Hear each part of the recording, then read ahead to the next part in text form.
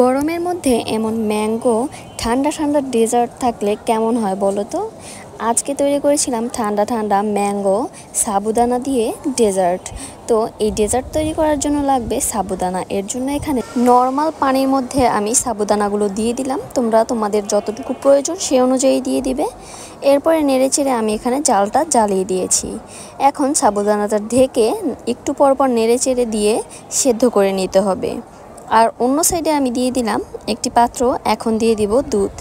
Liquid যে কোনো ধরনের দুধ দিলেই হবে।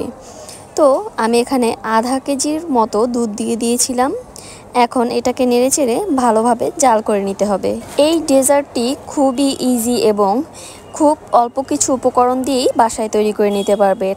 গরমের মধ্যে কলিজা ঠান্ডা করা একটা রেসিপি।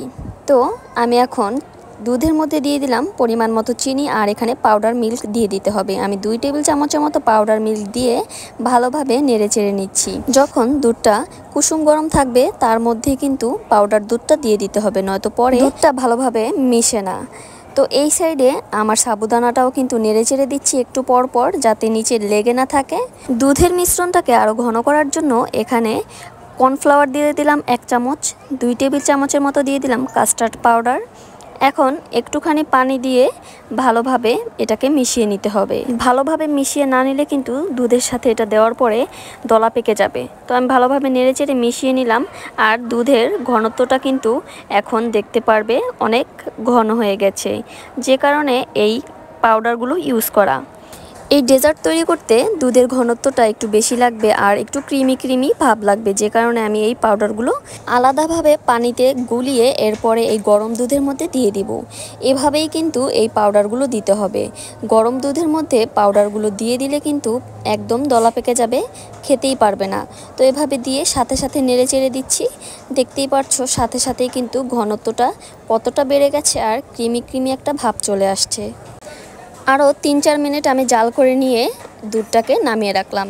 আর এইদিকে সাবুদানাটা 30 মিনিট পরে খুব ভালোভাবে সেদ্ধ হয়ে গেছে। এখন আমি ছাঁকনিতে ছেঁকে নিচ্ছি।